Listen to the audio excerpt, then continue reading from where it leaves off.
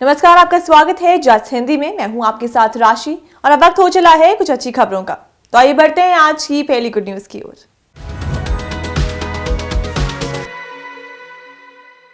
प्रधानमंत्री Narendra Modi civil service day पर दिल्ली के विज्ञान भवन पहुंचे। उन्होंने आईएएस अधिकारियों को संबोधित किया और इसके साथ ही उन्होंने अच्छा काम करने वाले ऑफिसर्स को पुरस्कार दिए। प्रधानमंत्री ने देश के विकास में सिविल सेवकों के योगदान की लगातार तारीफ की, उन्हें और भी ज्यादा मेहनत करने के लिए उत्साहित किया। आइए सुनते हैं क्या कुछ कहा प्रधानमंत्री ने। एक ब्यूरोक्रेट के तौर पर, एक सरकारी कर्मचारी के तौर पर अब आपको अपने हर निर्णय में कुछ सवालों का अवश्य ध्यान रखना ही पड़ेगा।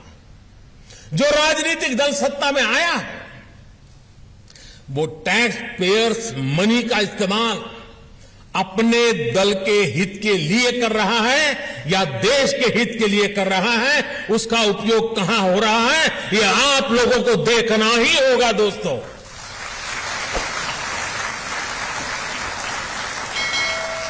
वो राजनीतिक दल अपने दल के विस्तार में सरकारी धन का उपयोग कर रहा है या फिर देश के विकास में उस पैसों का इस्तेमाल कर रहा है, वो राजनीतिक दल अपना वोट बैंक बनाने के लिए सरकारी धन लुटा रहा है या फिर सभी का जीवन आसान बनाने के लिए काम कर रहा है, वो राजनीतिक दल सरकारी पैसे से अपना प्रचार कर रहा है या फिर ईमानदारी से लोगों को जागरूक कर रहा है, वो राजनीतिक दल अपने कार्यकर्ताओं को ही विभिन्न संस्थाओं में नियुक्त कर रहा है या फिर सबको पारदर्शी रूप से नौकरी में आने का अवसर दे रहा है, वो राजनीतिक दल नीतियों में इसलिए तो फेरबदल नहीं कर रहा ताकि उसकी आकाओं की काली कमाई के नए रास्ते बने। आप अपने हर फैसले से पहले इन सवालों के बारे में जरूर सोचें। असम और अरुणाचल प्रदेश के बीच लंबे समय से चल रहे अंतर्राज्यीय सीमा विवाद को सुलझा लिया गया है। गुरुवार को असम के मुख्यमंत्री हिमंत बिस्वा शर्मा और अरुणाचल के मुख्यमंत्री पेमा खांडू ने दिल्ली में गृह मंत्री अमित शाह की उपस्थिति में एक समझौता मेमोरेंडम ऑफ अंडरस्टैंडिंग पर साइन किए। इस दौरान अमित शाह ने कहा कि समाधान के लिए समझौते पर हस्ताक्षर होना एक बहुत बड़ी उपलब्धि है। आज हमने एक विकसित, शांतिपूर्ण और संघर्ष मुक्त पूर्वोत्तर की स्थापना के लिए मील का पत्थर पार किया है। मीडिया रिपोर्ट्स के मुताबिक मुख्यमंत्री शर्मा की अध्यक्षता में गुवाहाटी में राज्य मंत्रिमंडल की बैठक के दौरान ये फैसला लिया गया था। इससे पहले मार्च 2022 में असम और मेघालय सरकार ने 50 साल पुराने सीमा विवाद को समझौते पर हस्ताक्षर कर सुलझा दिया था। 1979 से असम के 1000 वर्ग किलोमीटर मैदानी क्षेत्र पर अरुणाचल प्रदेश दावा करता आया है। अरुणाचल और असम के बीच 804.1 किलोमीटर लंबा बॉर्डर है। 1972 और 1979 के बीच 396 किलोमीटर बॉर्डर तय हो गया था, पर सर्वे को लेकर विवाद हुआ और काम अटक गया। 1951 के एक नोटिफिकेशन को लागू किया गया था जिसे अरुणाचल स्वीकार नहीं कर रहा था। 1951 में केंद्र सरकार ने बोरदोलोई कमेटी बनाई थी। इस कमेटी ने 3648 किलोमीटर मैदानी इलाकों को असम में ट्रांसफर करने का सुझाव दिया था। अरुणाचल का कहना है कि इस प्रक्रिया में उसकी राय नहीं ली गई। जिन मैदानी इलाकों को असम को दिया गया है वहां अरुणाचल के लोग रहते हैं और उनके कस्टम और ट्रेडिशनल राइट्स इन इलाकों पर हैं। क्षेत्र के अहम रूलर्स ने भी इसे मान्यता दी थी।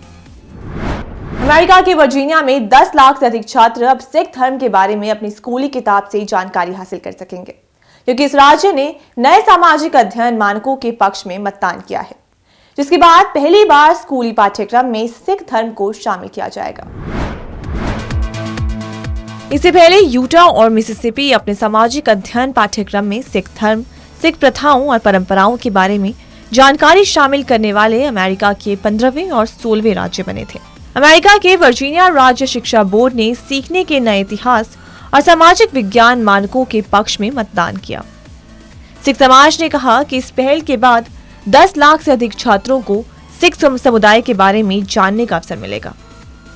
वर्जीनिया अब उन अमेरिकी राज्यों की बढ़ती सूची में 17वें स्थान पर है जिन्होंने अपने पब्लिक स्कूल सामाजिक अध्ययन मानकों में सिखों के बारे में सटीक जानकारी शामिल करने के लिए सिख गठबंधन के साथ काम किया है। सिख गठबंधन के वरिष्ठ शिक्षा प्रबंधक हरमन सिंह ने कहा कि स्थानीय संगत के साथ 2 साल से अधिक समय तक काम करने के बाद ये सुनिश्चित करने में मदद करेगा कि सिक्की को वर्जीनिया के राष्ट्रमंडल में कक्षाओं में पढ़ाया जा सकता है। उन्होंने कहा कि हम न केवल सिख समुदाय के लिए बल्कि उन सभी समूहों के लिए लड़ना जारी रखते हैं जिनके इतिहास को सटीक रूप से पढ़ाया जाना चाहिए। सिख धर्म दुनिया के सबसे बड़े धर्मों में से एक है और समुदाय के सदस्यों ने नागरिक अधिकारों, राजनीति, कृषि, इंजीनियरिंग और चिकित्सा के क्षेत्र में 125 वर्षों से अमेरिकी समाज में योगदान दिया है। ChatGPT और दूसरे AI टूल्स की हर जगह चर्चा है, लेकिन आज हम आपको बता रहे हैं एक ऐसे खास AI टूल के बारे में जिसका नाम है किसान GPT। जी हाँ, भारतीय किसानों की मदद के लिए किसान GPT नामक एक नया AI संचालित चैटबॉट लॉन्च किया गया है।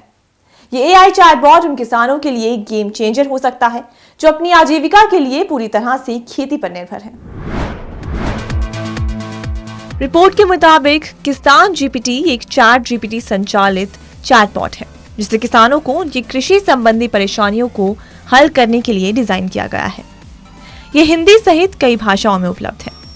किसान GPT फसल की खेती, सिंचाई, कीट नियंत्रण और खेती से संबंधित अन्य विषयों पर रियल टाइम में सलाह या सुझाव दे सकता है।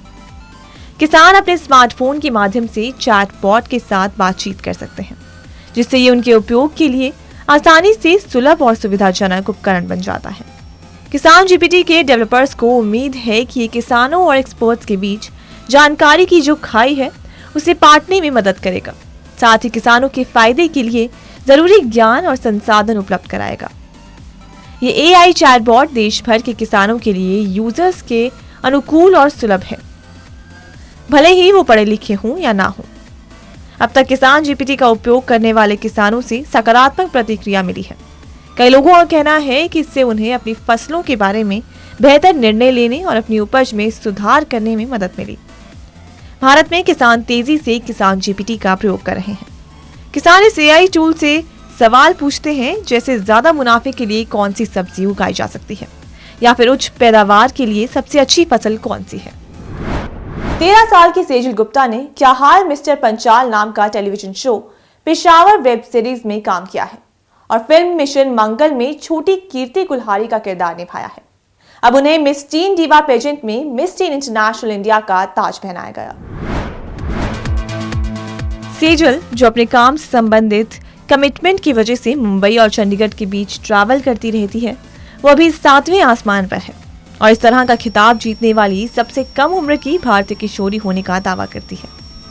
जीतने के बारे में बात करते हुए सेजल कहती हैं कि सबसे कम उम्र की सौंदर्य प्रतियोगिता की विजेता होने के नाते मैं वास्तव में बहुत खुश, उत्साहित महसूस कर रही हूँ। इस प्रतियोगिता ने मुझे अपनी प्रतिभा दिखाने और आत्मविश्वास से भरी लड़की के रूप में समाज के सामने उभर कर आने में मदद की और मुझे ये भी विश्वास दिलाया कि उम्र सिर्फ एक संख्या है। सेजल को अभी शैक्षणिक वर्ष 2023-24 के लिए 9वीं कक्षा में पदोन्नत किया जाएगा, लेकिन स्कूल गर्ल को अभी बहुत सारे लक्ष्य हासिल करने हैं। अपने लक्ष्यों और बकेट लिस्ट के बारे में साझा करते हुए उन्होंने कहा कि मैं एक वैश्विक आइकॉन और दूसरों के लिए एक रोल मॉडल बनना चाहती हूँ। विशेष रूप से युवा पीढ़ी के लिए रूढ़िवादिता को तोड़ना चाहती हूँ। मैं चाहती हूँ कि दुनिया ये विश्वास करे कि इस दुनिया में कुछ भी असंभव नहीं है और उम्र बस एक संख्या है। मैं चाहती हूँ कि हर कोई ये समझे कि बच्चों के मामले में भी मानसिक स्वास्थ्य महत्वपूर्ण है। मुझे पता है कि शिक्षा बहुत महत्वपूर्ण है, लेकिन माता पिता से भी अनुरोध करूंगी कि अपने बच्चों के सपनों को समझें और उन्हें पूरा करने दें और कृपया उनका समर्थन करें। इंदौर के इंजीनियरिंग के छात्रों ने सड़क दुर्घटनाओं पर नियंत्रण के लिए अनोखा एंटी स्लीप अलार्म डिवाइस बनाया है। इसे पहनने वाले गाड़ी चालक की अगर ड्राइविंग के समय आंख लग जाती है तो महज 5 सेकंड में गाड़ी के पहिए थम जाएंगे। दरअसल देश में जिस तरह से सड़क दुर्घटनाएं बढ़ती जा रही हैं, इसमें बेवजह लोगों की जान तक चली जाती है। अधिकतर देखा जाता है कि देर रात तक ड्राइवर जागते हुए गाड़ी चलाते हैं। इस दौरान पलक झपकते ही सड़क दुर्घटना का शिकार हो जाते हैं। ऐसे में कई लोगों की जान चली जाती है। इन घटनाओं को देखते हुए इंदौर के SGSITS कॉलेज से इलेक्ट्रिक इंजीनियरिंग कर रहे छात्रों ने एक ऐसा डिवाइस तैयार किया है जिससे सड़क हादसों में कमी लाई जा सकती है। बीटेक सेकेंड ईयर के इलेक्ट्रिक इंजीनियरिंग करने वाले छात्रों की 5 सदस्यों की टीम द्वारा जो डिवाइस बनाया गया है उन्होंने उसका नाम anti sleep alarm for drivers minor project नाम दिया है। ड्राइवर को इस डिवाइस का सेंसर लगा हुआ चश्मा पहनना होता है। इसके बाद गाड़ी चलाते समय एंटी स्लीप में जैसे ही ड्राइवर की आंख लगती है तब तुरंत ड्राइवर के लगाए हुए एंटी स्लीप ईयर सेंसर चश्मे आंखों को सेंस करके रियल मॉड्यूल को एक्टिवेट कर देते हैं। इसे जैसे ही आंख लगती है तो वो एक्टिव होकर एक अलार्म बजाता है। इसके 5 सेकंड में ही गाड़ी के पहिए बंद हो जाते हैं। इससे दुर्घटना की संभावना भी काफी घट जाती है।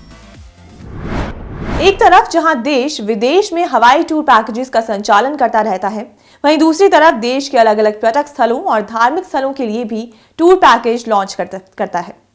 इसी क्रम में भारत सरकार की एक भारत श्रेष्ठ भारत एवं देखो अपना देश योजना के अंतर्गत भारत गौरव टूरिस्ट ट्रेन के जरिए दक्षिण भारत के लिए एक टूर पैकेज निकाला गया है।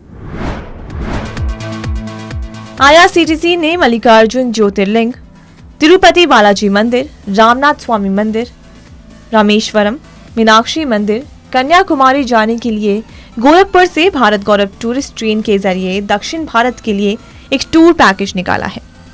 10 दिनों का ये टूर पैकेज 30 अप्रैल 2023 से 10 मई 2023 को पूरा होगा। IRCTC द्वारा ट्रेन में चढ़ने उतरने की व्यवस्था Gorakhpur Basti, Mankapur junction, Ayodhya cantt, Sultanpur, Pratapgarh, Prayagraj Sangam, Unchahar junction, Raebareli junction, Lucknow, Kanpur, वीरांगना लक्ष्मीबाई स्टेशनों से की गई है। इस पैकेज में ट्रेन यात्रा, 3 टाइम का भोजन और साथ में होटल में रुकने एवं बसों द्वारा स्थानीय भ्रमण की सुविधा शामिल है।